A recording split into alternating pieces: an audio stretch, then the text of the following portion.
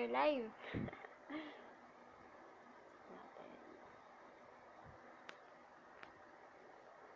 Yun. Finally. Ano ba to?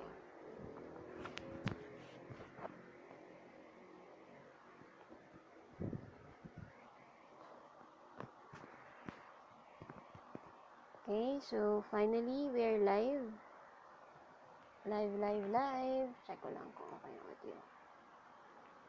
Welcome sa Facebook training, Facebook Live training tonight. Okay, so 8 p.m.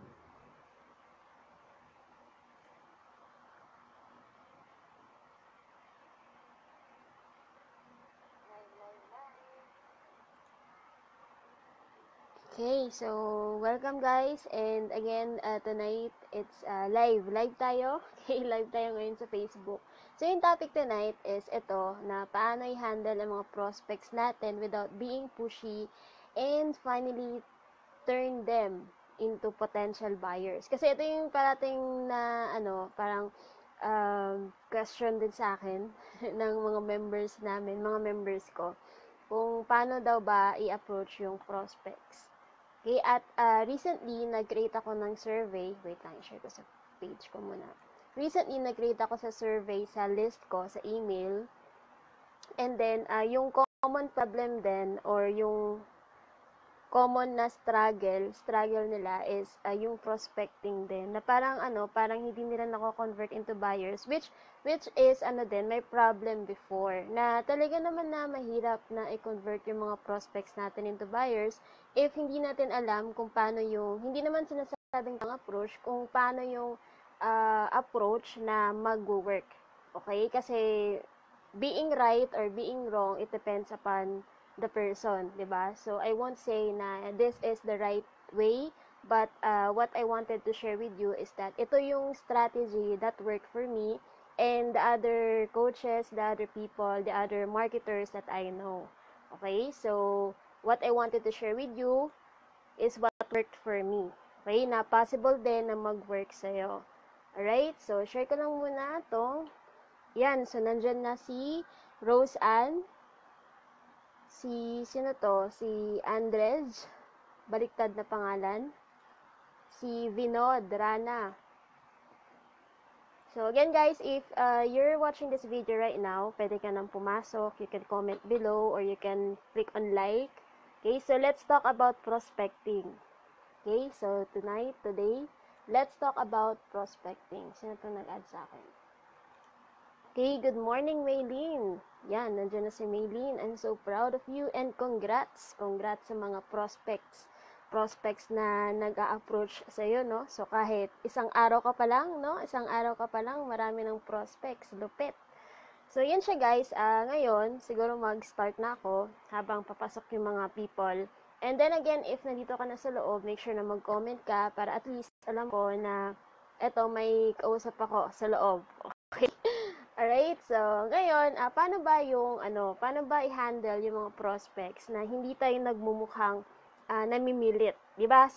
Even though sa social media ngayon, napapansin natin na ang dami-dami ng mga offer kasi nung kahapon, nag-scroll ako sa newsfeed ko. Yan, hello Master Allen.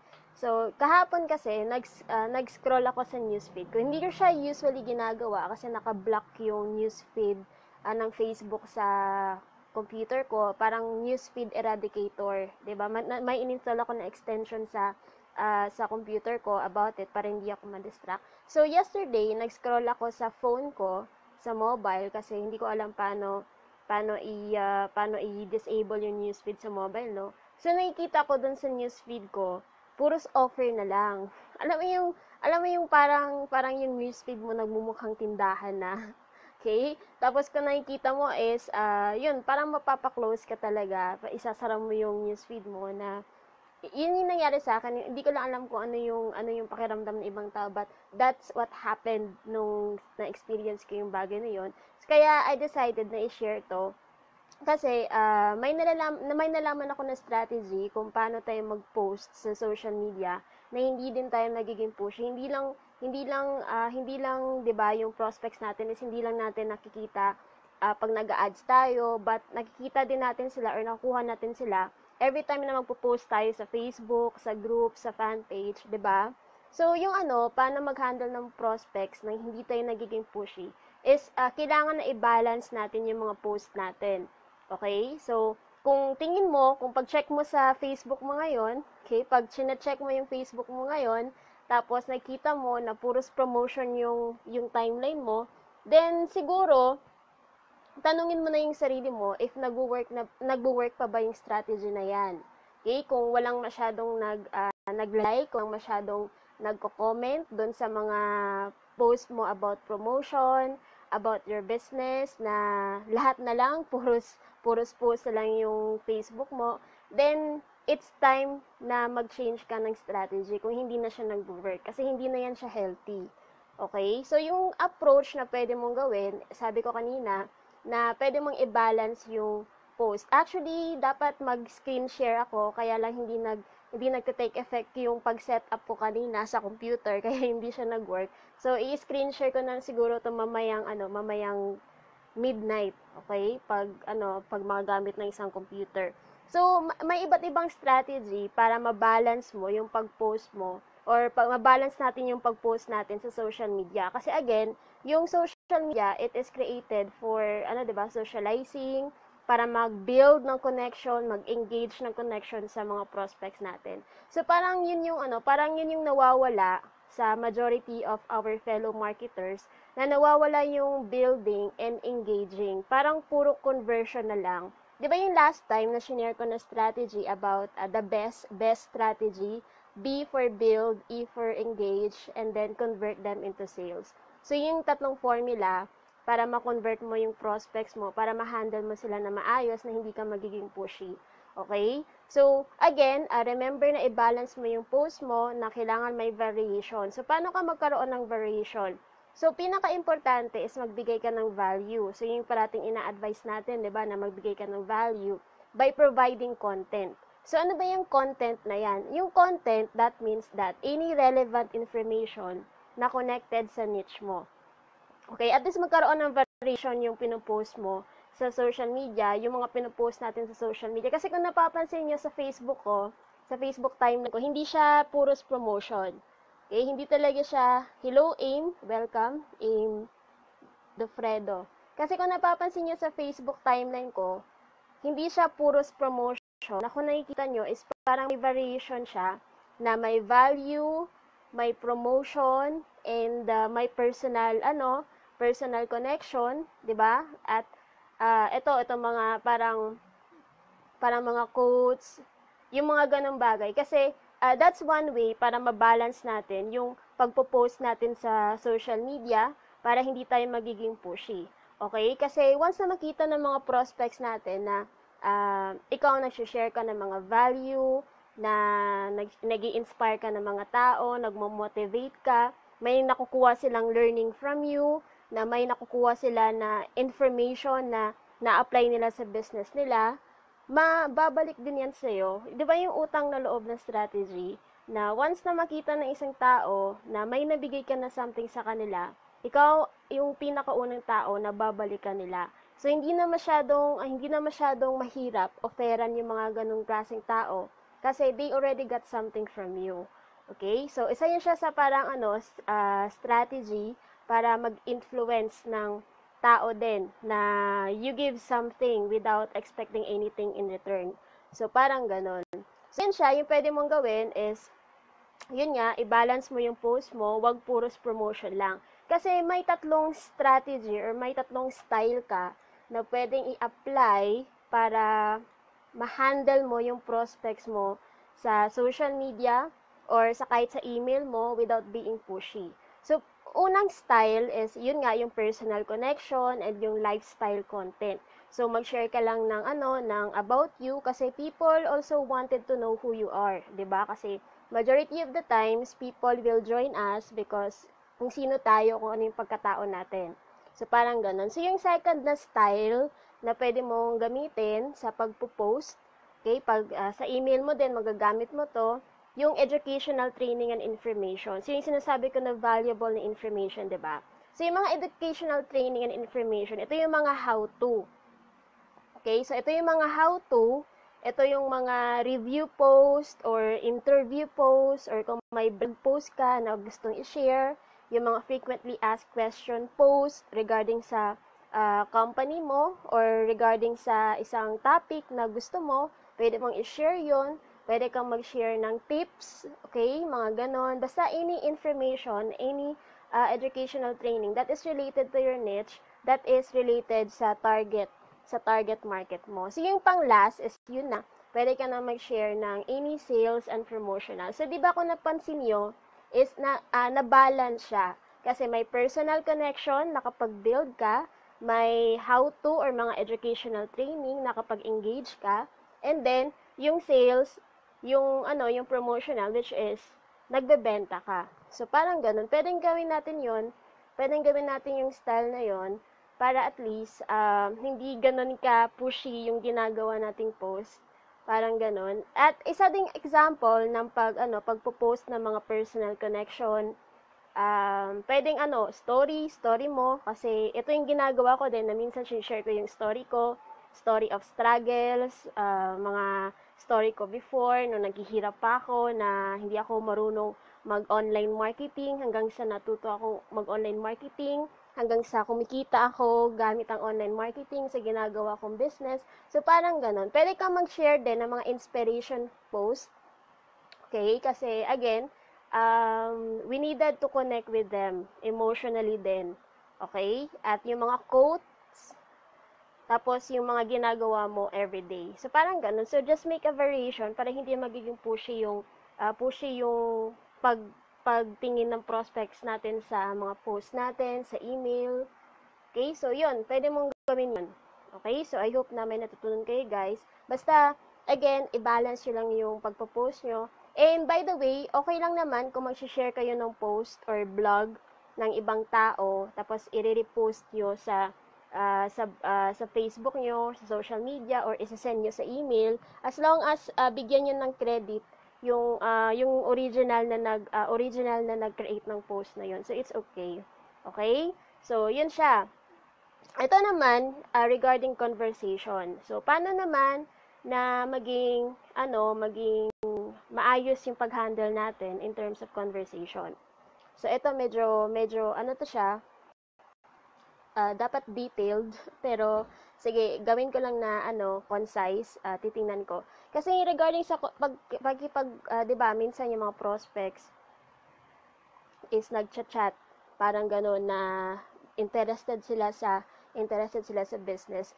Recently, gumawa ako ng test, okay? Recently, gumawa ako ng parang, tinetest ko yung strategy ko, approach ko, dun sa mga prospects na nag-i-inquire sa akin.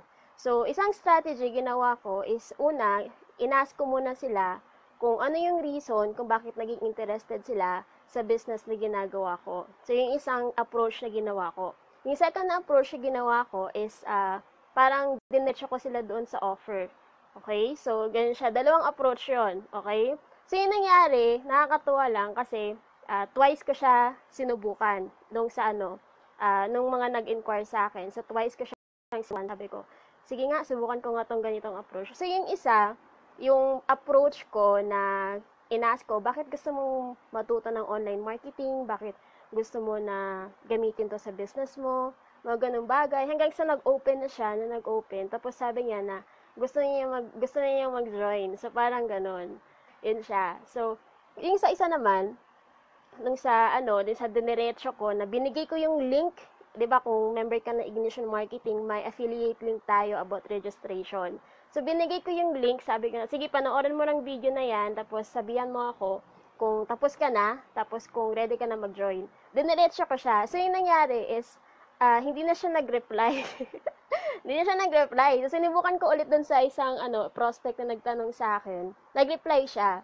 Pero yung reply niya is parang may doubt pa siya sa sarili niya na hindi niya alam kung paano ito makakatulong sa kanya. Kasi yung ginawa ko talaga is kino-close ko siya na parang hina-hard sell na, sige magdimali ka na kasi hanggang October 7 na lang to. Yung tataas na yung price, di mo na maaabutan yung mga ganyan mga bagay. Hindi siya inask kung ano yung reason bakit siya naging interested sa business. So yung nangyari is yun, hindi siya nag-join. So yung nangyari, hindi ko siya na-close. So parang ganun. So yun nga, dahil sa testing na yun, parang na-prove ko na yung mas nag-work talaga is yung tanungin natin yung mga prospects natin muna kung ano yung reason kung bakit nila nagustuhan yung presentation natin, kung may nagustuhan ba sila sa binigay natin sa kanila, kung may business presentation video ka, so parang ganun. So tanungin muna natin kung ano yung nagustuhan nila or kung ano yung reaction nila doon. Okay? Sa tingin nyo ba na makakatulong to sa'yo? Parang ganun mga bagay. So, paano naman to makakatulong sa'yo in case na gagawin mo tong business na to? So, it's more about them. Hindi yung kung paano mo sila ma-close para makumita ka. Okay? Kasi sinubukan ko yung approach na yun, hindi talaga siya nag-work. Guys, kaya wag yun ang gawin yung pagkakamaling iyon. Okay? Basta, sayang lang yung prospect. Yun, mga 4 ata na prospect na hindi na na-qualify dahil dun sa approach ko na yon. So again guys, remember na yung share ko na i-balance natin yung post natin sa social media, yung 3 style na share ko. At ito na once na kumausap tayo ng prospect, yung mga nag-message sa atin, 'di ba? Always ask them kung ano yung reason kung bakit nila gusto yung presentation mo, kung bakit nila gusto sumali sa business mo. Kasi, yun nga, na we needed to touch their emotion din. Kasi, mas madali na lang i-close yung tao pag alam niya yung reason kung bakit kailangan niya yung business mo. So, parang ganun. Okay? So, again, madali lang mag-close ng isang tao kung alam niya yung reason kung bakit niya kailangan yung business mo. Kasi, once na isang tao, hindi niya alam kung ano yung reason bakit niya kailangan yung business mo, hindi talaga siya mag-effort na gumawa ng paraan para gawin yung business nyo. So, parang ganon. Kasi kahit ako naman, kung hindi ko makikita kung ano yung reason, 'di ba? Kung bakit ako bibili ng product na 'yan kung hindi ko naman nakikita na kailangan ko, 'di ba? Sayang lang yung pera ko. Okay, at importante din siya kasi may mga prospects tayo na 'di ba, minsan na yung mga wala masyadong pera na mag-join, okay? Once na malaman natin yung reason why nila at matutulungan talaga natin sila na mag-isip ng paraan para makalikom ng pera, okay? Ayun yung pinaka-the best na masarap yung pakiramdam kasi parang na napasa mo sa kanila yung message na itong opportunity na to is ito yung kailangan mo, kaya kailangan kang gumawa ng paraan para mag-ipon ng pera pang sign up. So parang ganoon kasi pwede nating i-share sa kanila na once na mag-join talaga sila, susuportahan mo talaga sila, okay? Susuportahan mo talaga sila para ma-reach nila yung goal, yung income na gusto nilang ma-reach. As long as willing silang mag-commit as long as willing silang mag-take ng action. Syempre, kung yung tao hindi willing mag-take ng action, then wala talagang result yun. Okay? So, yun. Yun guys, kasi again, yun, always remember yung mga points na share ko kanina. Okay? So, napaka-importante yun talaga. Alright? So, kung may questions ka regarding the topic, paano i-handle yung prospects mo, just feel free to ask me. So, may comment section dyan, may comment box. Just comment below. Okay? So, yun guys. At always remember din, ito, na magbigay ka ng value parati sa prospect mo kasi napapansin ko lang na kasi ngayon yung ginagawa ko is sa mga prospects na gustong mag-join sa akin ng online marketing lang is binibigyan yung online course ko about online marketing, yung free training na ganun. Tapos bumabalik sila sa akin tapos nagtatanong about online marketing.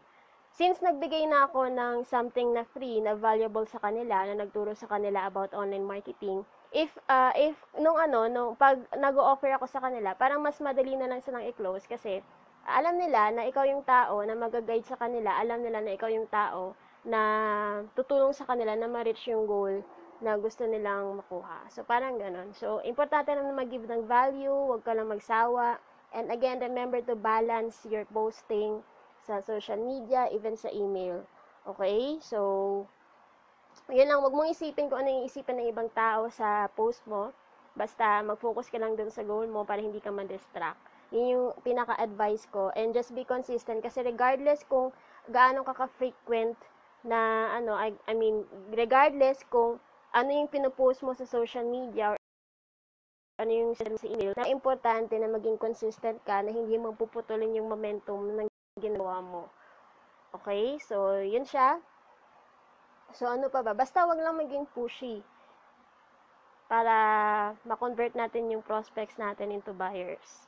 So, napaka-importante na agaan din natin yung reason why nila kasi hindi mo talaga matutulungan ng isang tao pag hindi mo siya nako-close sa business mo, pag hindi mo siya para nakikita na na may ginawang something para baguhin yung situation niya. So parang ganoon kasi marami na din ako na nakausap ng mga tao na yun nga gusto nila yung business pero basta hindi siya nag-take ng action. So parang ganun mga bagay. So feeling ko talaga na hindi ko siya natulungan kasi yun nga na ayaw niya mag-take ng action, ayaw niya mag-commit, ayaw niyang mag-take ng responsibility sa ginagawa niya, yung mga ganung mga bagay. So, wag na natin pilitin din yung mga taong ganun. Basta, if may mga tao tayong nakakausap, na mga prospects na they want something na like an income, 'di ba? Kung gusto nila ng business,